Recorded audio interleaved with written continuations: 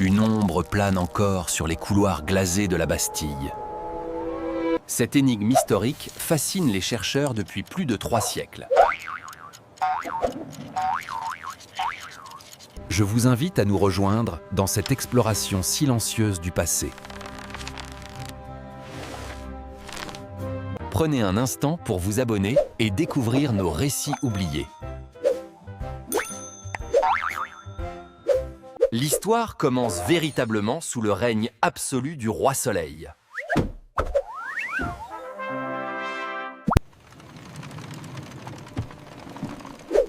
Un prisonnier sans nom est transféré dans le plus grand secret. Son visage reste dissimulé derrière un masque de velours noir. La légende a transformé le velours en un masque de fer terrifiant.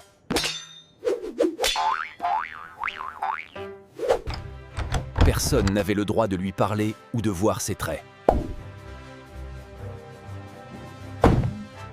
Le moindre mot échangé avec ses geôliers pouvait signifier la mort immédiate.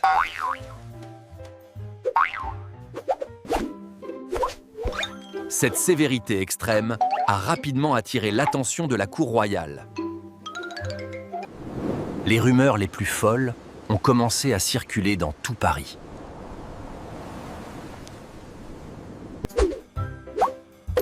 Mais qui était cet homme pour mériter un tel châtiment?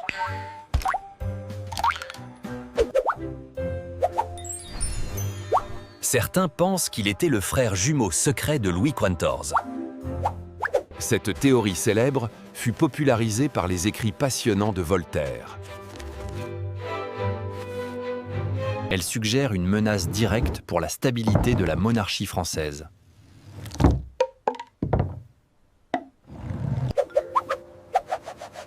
Imaginer un roi caché dans l'ombre a toujours captivé l'imaginaire collectif.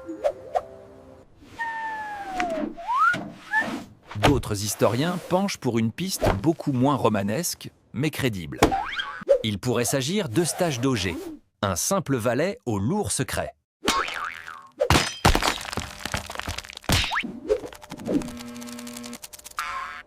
Ce valet aurait eu connaissance d'affaires d'État extrêmement sensibles et dangereuses. Le prisonnier a vécu 34 années dans une captivité totale et absolue.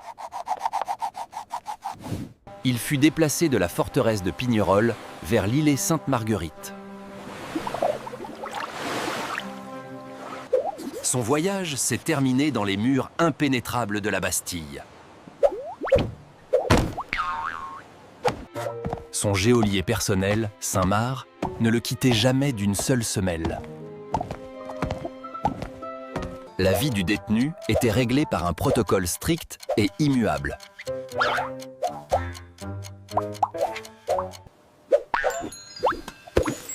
On lui servait pourtant des plats fins et on lui fournissait du linge. Ce traitement de faveur contredit la thèse d'un simple serviteur puni.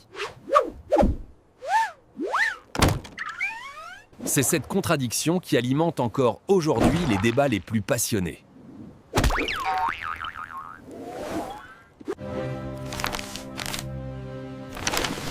Les registres de la prison contiennent des pages arrachées ou modifiées.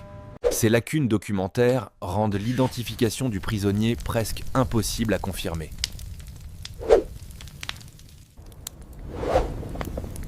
Le prisonnier mystérieux s'éteint finalement en novembre 1703. Il est enterré à la hâte sous un nom d'emprunt très commun.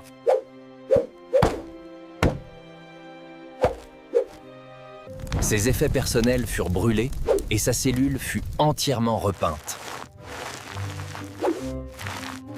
Le sol fut même gratté pour faire disparaître toute trace de passage.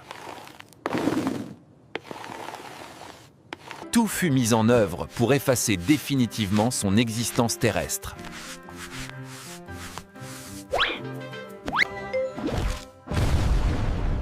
Pourtant, cette volonté de silence a créé l'effet inverse dans l'histoire. L'absence de visage a permis à chacun d'imaginer sa propre vérité. Le masque de fer est devenu le symbole universel de l'arbitraire royal. Il incarne toutes les victimes oubliées de l'histoire et du pouvoir absolu.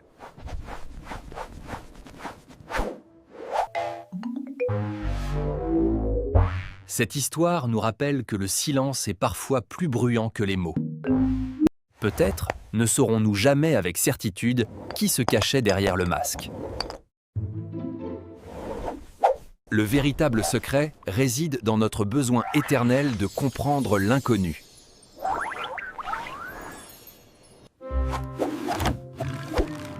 Merci d'avoir partagé ce moment de mystère et d'histoire avec nous.